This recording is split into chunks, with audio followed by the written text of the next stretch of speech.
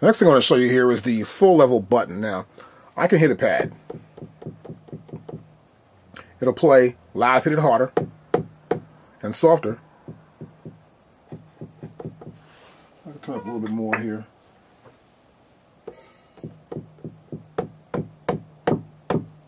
That's really loud. So the harder I hit the pad, the more velocity I get a louder sound. If I do full level, each time it's loud.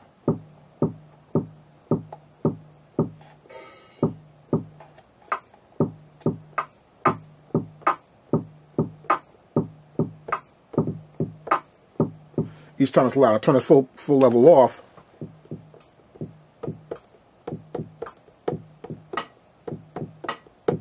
It's a little low. I gotta hit it hard to get that full sound. And I want to use full level primarily, mostly when I'm using drums, particularly using drums and dance tunes. I'm gonna use full level most of the time, or just a little bit right below full level for the verses and the chorus. I'll make sure the drums are full level, giving that feeling like we know we're getting more energized. So that's full level. So next I'm going to press the 16 levels button right here. And now, the last drum sound I hit appears on all the pads. I'm going to pan a little bit more here, and we'll show you more of it. So here at 16 levels, this is the softest sound. This is the loudest one. So, that's 16 levels. Now, I'll hit that.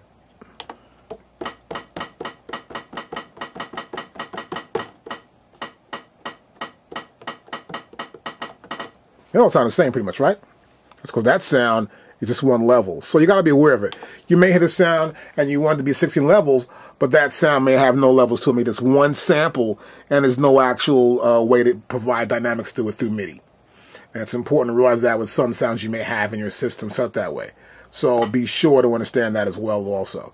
So that's 16 levels. Now before I showed you full level before, that's the sound. I go here. It's much louder at full level. Without full level, rather. With full level, it's louder. Without it, it isn't. And that's important to realize that too. And that's how you use full level and 16 level on our MPD32. So now I'm going to communicate with my Reason software. I've set up the MIDI here. I can go to Edit. I go to my Transport. I'm hitting my Stop button. And here it says Transport. I can go here and Edit Transport. And I set it to MIDI, as you can see. I can press the back, forward, and here's the play button, which activates that. And the record button, it all says MIDI. That's good for me. And once that does, that's set that way, it's perfect. Now, I also have my faders right here. And here, my faders, I can pretty much move this fader up and down here. And on my mixer in Reasons, we'll see that this is controlling the fader in the mixer in Reasons. Where I go 1, 2, 3, 4, 5, 6, 7, or 8 there, I control the first 8 faders in Reasons. Here I move the faders. You can see the faders move. There's 1, 2, 3, 4, 5, 6, 7, and 8. Let's pull 6 back down. So I can control these faders. Now remember, there are control numbers. These control numbers correspond to control numbers for Reasons. And that's why I have the preset. The preset has all these control numbers that correspond to the certain devices within Reasons. For example, this is the mixer. And so these faders correspond to the mixer. Now if I go to bank, control bank B, now I have the rest of the faders. See this? I can control those as well. I'm going to show you something now with Aftertouch. Now here we got fader 15, right? So I'm going to fader 1 actually. I'm going to go to A, bank A, here's fader 1. Now here's my control change. I'm going to go here to Aftertouch, press Aftertouch. Now here in Aftertouch, I'm going to set this up to say be 39. And make this come down to about 100. Now, I'll enter that. And we'll see how that works with the fader. So now, I'm going to set my Aftertouch for specific parameters. And now, I'll press enter. What happens is that it won't move. But my other ones will move. You notice here too, that see how that one go all the way to the end. See, it comes here and stops. So, you got to realize that when you are setting your parameters, be careful. Some won't move. So you got to know what the aftertouch will do to a fader, or what it'll do to a knob, or to a switch, if you assign it to that particular switch, fader, or knob.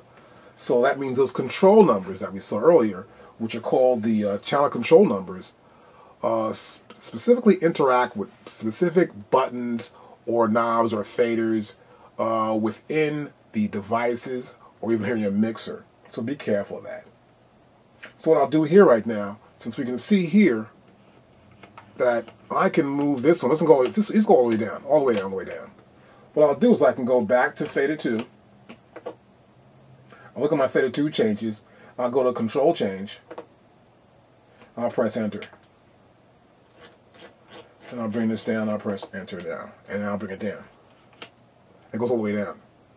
So that happens in control change, where I actually go in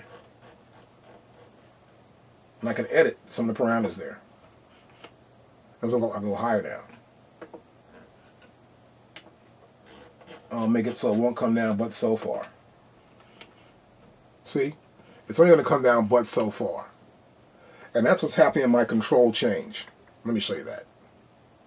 Now, remember, this first one wouldn't move when I had the aftertouch set to specific parameters. Okay, now I'm going to show you that. Right here, I'm going to go to fader 2, and I'm going to press enter, and you see I had it at 48. So the higher I made that number, that fader would not go down to 0, which is the very bottom to the top. So if I go to here and bring this down and move the fader again, it will only go but so high. So remember that. For your control changes, observe how by changing some of these parameters, how it affects that fader, that knob or switch, or whatever you're using to control that specific device in the software or in your hardware device.